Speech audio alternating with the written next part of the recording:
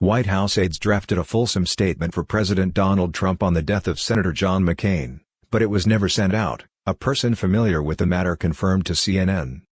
Several staff members believed the official White House statement, which went through an internal approval process, would be released at the time of the Arizona Republican's death, which occurred on Saturday.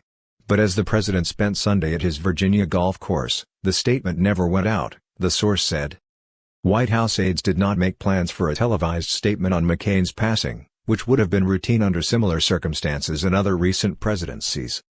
The Washington Post reported Sunday that Trump went against the advice of senior aides to issue an official White House statement praising McCain for his heroism and decades of service, telling aides he instead wanted to post a brief tweet. Trump's tweet Saturday night did not mention his military or Senate service or include any praise for the late Arizona Republican. Another source familiar with the matter also confirmed to CNN that there had been plans to go further than just the Twitter post released by the president. The Post, which cited current and former White House aides who requested anonymity to discuss sensitive internal deliberations, said White House Chief of Staff John Kelly, Press Secretary Sarah Sanders and other staff urged the release of an official statement calling McCain a hero and praising him for his extensive service to the country. Trump and McCain had a tense relationship, and McCain was one of the administration's most outspoken Republican critics. After Trump's joint press conference with Russian President Vladimir Putin in July, in which Trump did not endorse U.S. intelligence findings on Russian election meddling over Putin's denial, McCain said, "The damage inflicted by President Trump's naivete, egotism, false equivalence, and sympathy for autocrats is difficult to calculate. But it is clear that the summit in Helsinki was a tragic mistake."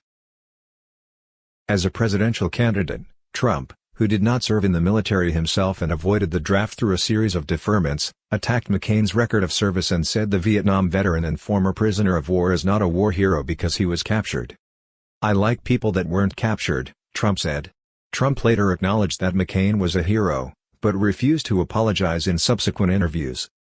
In May, CNN reported McCain did not want Trump at his funeral. Following McCain's death, other members of the Trump administration, including Defense Secretary James Mattis, Secretary of State Mike Pompeo, and U.S. Ambassador to the UN Nikki Haley, joined political leaders in the United States and around the world in heaping accolades on the senator, contrasting with the White House's response. In statements on Twitter, First Lady Melania Trump and Vice President Mike Pence thanked and honored McCain's service and offered condolences. And Trump's re-election campaign also released a statement offering condolences and urging Americans to remember McCain and his family, words that did not explicitly praise the senator. Tributes to McCain continued to pour in from former U.S. presidents, members of Congress and foreign leaders while Trump golfed on Sunday. His Twitter feed was largely silent except for retweets of his own posts criticizing the investigation into Russian election interference and boasting about the growing economy.